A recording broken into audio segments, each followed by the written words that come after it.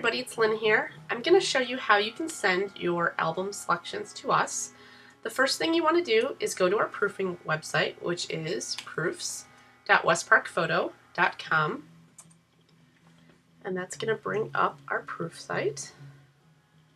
And I'm logged in right now, but you may have to put in your email address and gallery password in order to see your event. I'm just going to go over to the wedding section here. And let's look at Hannah and Brady's wedding.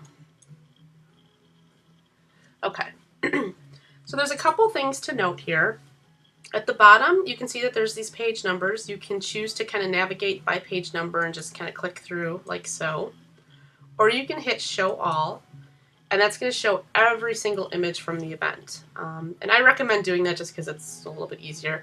If your computer's slower or your connection's slower, it may take a while to load all the thumbnails, but just give it a few minutes and it should load up for you. The other thing is at the top here, there's a drop-down menu and it says Favorites. And if you scroll down, you can add a new set, and then you can just go ahead and name that whatever you want. So I'm just going to call this one Hannah's Album Pics, and then you'll hit Create, and you'll see up here now it says Hannah's Album Pics, and there's 0 images right now because we haven't picked any. So now you can go through and look at your images. So let's start with this first shot here.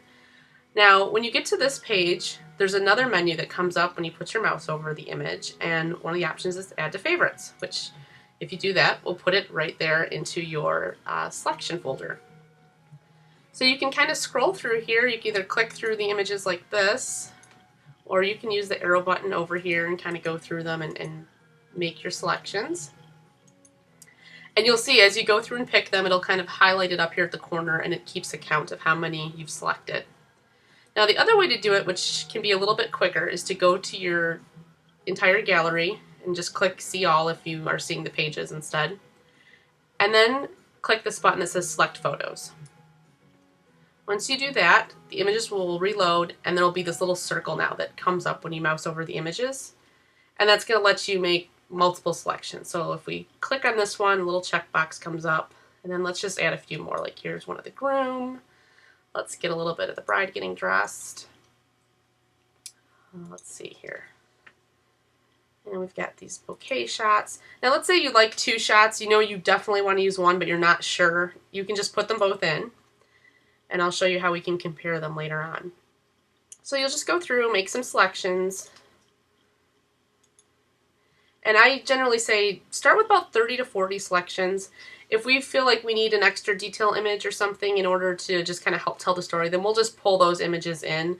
But it's important for us to know like which people are most important that you want to feature, and making sure that we have both sides of the family represented equally and stuff like that. So we've made some selections here. And the tricky thing is once you've done this, you need to make sure you click Add to Favorites. And if you watch, once I click this button, you'll see that our count change went from 3 to 16.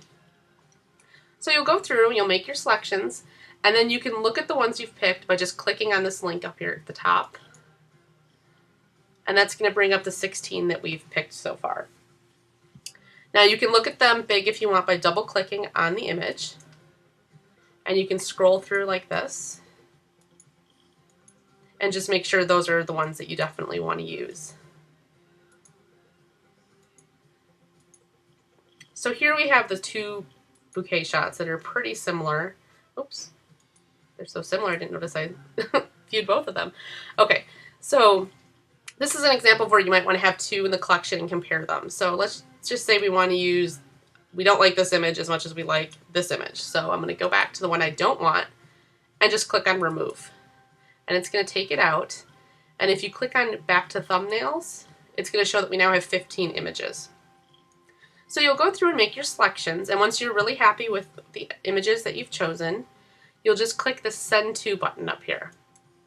And then there's 2 options. You can send to a photographer, or you can send to a friend. Maybe you want to send the gallery to your husband at work so he can just kind of sign off on it, or you want to send it to your mom or your best friend or something. You've got 2 links here that you can copy and paste into an email, and that way it'll send them just these selections and they don't have to look at all 1,100 of your images. But once you're done making your selections, you'll want to make sure you give us a copy. So you'll hit Send to Photographer, and it's automatically going to put in the name of your favorites folder that you made. And then we'll just put your name in here and your email address. And then if you have a message for us you want to give us, you can put it in here, you know, here are my selections, whatever. Okay, and then you just hit share. And so what that's going to do is it's going to send us this actual gallery of images that we're looking at right now.